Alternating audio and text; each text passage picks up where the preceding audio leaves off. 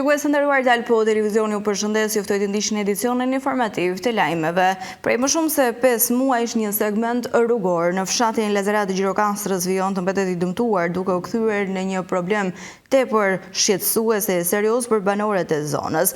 Rreshtet intensive të muajit janar shkaktuan shembjen e një pjese të aksit, ndërsa deri më sot nuk është marrë asnjë mas për ndërhyrjen për rehabilitimin e tij. Prej më shumë se 5 muajsh një segment rrugor në fshatin Lazarat Gjirokastrës vijon të mbetet i dëmtuar, duke u kthyer në një shqetësim serioz për banorët e zonës. Rreshtet intensive të muajit janar shkaktuan shembjen e një pjese të aksit, ndërsa deri më sot nuk është ndërmarrë asnjë ndërhyrje për rehabilitimin e tij. Banorët thonë se situata po bëhet çdo ditë më e rrezikshme, pasi rruga përdoret nga këmbësorë dhe automjete, ndërkohë që dëmtimet e saj rrisin shumë mundësinë e aksidentave.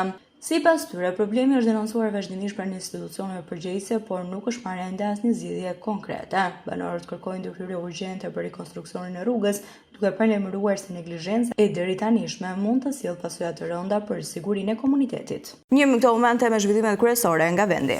Gjykata e Sarandës ka ndryshuar masat e sigurisë për dy punonjës së policisë së shtetit, duke kaluar nga arrest me burg në arrest shtëpie, në kuadër të hetimeve për operacionin e zhvilluar më 15 maj 2026 në qytetin e Sarandës. Sipas vendimit të gjykatës së shkallës së parë të jurisdiksionit të përgjithshëm Sarandë, masa arrest në shtëpi mbetet në fuqi për Blerim Tafçiun, i cili po hetohet për veprën penale shpërdorim detyre, kryer më shumë se një herë. Ndërkohë, për biznesmenin Hotel Oaz, gjykata ka lënë në fuqi masën e sigurisë arrest me burg. Agjësia e mbikëqyrjes policore në bashkëpunim me policinë e shtetit kishte ekzekutuar vendime gjyqësore ndaj 3 punonjësve të policisë, të cilët janë zyrtarisht në hetim për veprën penale shpërdorim detyre, parashikuar nga neni 248 i kodit penal. Në kuadër të këtij procedimi penal, fillimisht u caktuan masat arrest me burg për Kristofor Shkrepën dhe Kastreo Sockën, të dyshuar për shpërdorim detyre kryer më shumë se një herë, ndërsa për Blerim Tafçiun u vendos masa arrest në shtëpi. Pas shurtimit në gjykatë për 2 efektivët është vendosur ndryshimi i masës së sigurisë nga arrest në burg në arrest shtëpie.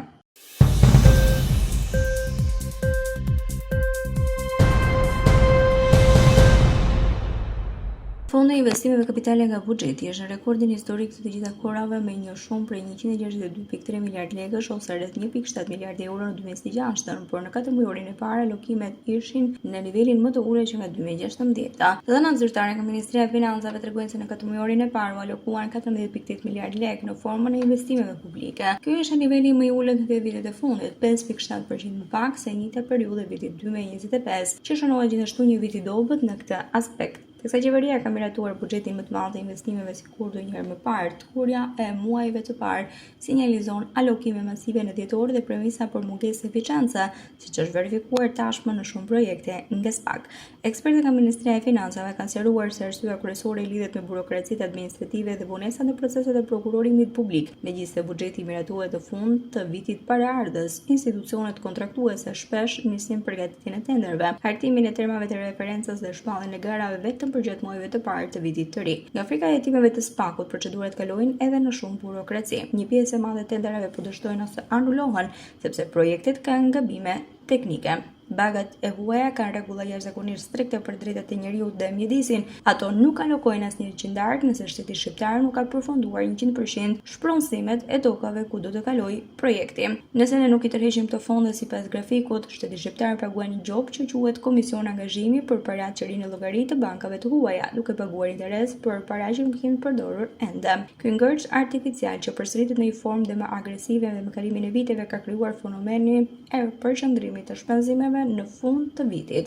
Për të mos djegur fondet, institucionet nisin të realizojnë pagesa të mëdha në mënyrë të përshpejtuar për gjatë muajve nëntor dhe dhjetor. Ky grumbullim i madh shpenzime është brenda një kohe të shkurtër shpesh cënon cilësinë e punimeve në terren deri te rrezikun për abuzime ose monitorim të dobët të kontratave.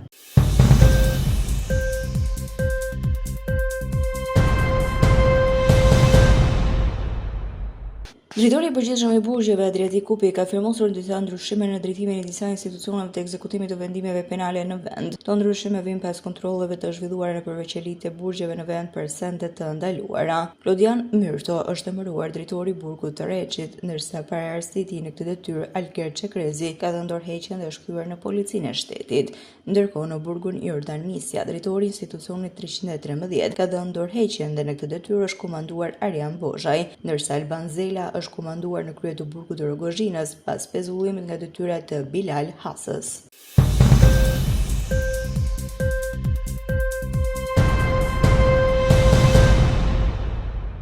Në teatrin e qytetit të Gjirokastrës është shfaqur premiera e komedisë Sonte Darkojmë në shtrat, një vepër plot ritëm, humor dhe situata të papritura që solli atmosferë festive për publikun ardashës. Komedia trajton historinë e një çifti bashkëshortor të cilët organizojnë takime të fshehta në të njëjtin vend dhe në të njëjtin kohë, duke krijuar një seri keqkuptimesh dhe situatash komike që mbajnë publikun në të qeshura nga fillimi deri në fund. Pas shfaqjes, aktori Erites Lana ju shpreh se kjo komedi vjen si një sfidë artistike për trupën, pasi kërkon ritëm të lartë interpretimi dhe komunikim të vazhdueshëm me publikun, ndërsa aktori Atsubi Metkaj vlerësoi bashkëpunimin mes aktorëve dhe regjisorit, duke theksuar se publiku gjen në këtë komedi një mundësi për të shlodhur dhe për të kaluar një mbrëmje ndryshe. Interpretimet e aktorëve u pritën me duar trokitje nga publiku, ndërsa Sonte Darkojmë në shtrat konsiderohet një tjetër produksion i suksesshëm në jetën artistike dhe kulturore të qytetit të Gjirokastrës. Kjo shfaqje është një sfidë për ne aktorët dhe realisht edhe sot shkoj i shkëlqyer.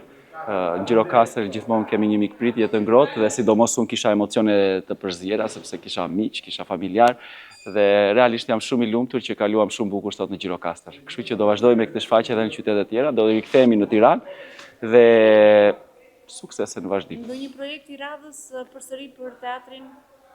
Ziri Sarko? Për teatrin dhe për Gjirokastrën gjithmonë kemi projekte dhe ide dhe zemrën këtu, por hapas hapi të mbarojmë këtë.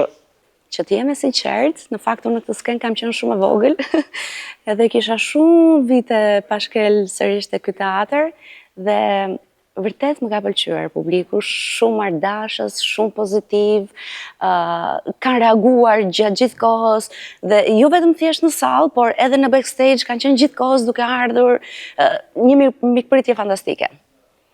Shfaqja do të jepet edhe në qytetet e tjera, si është menduar?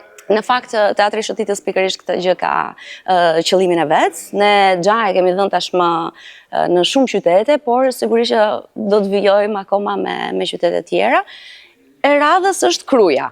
Kaq mund të them, pastaj i zbulojnë të tjerat rrugës. Ishte gjithçka e përgatitur për këtë edicion informativ lajmesh. Unë ju falenderoj për vëmendjen tuaj. Bashkë përshëndetemi këtu.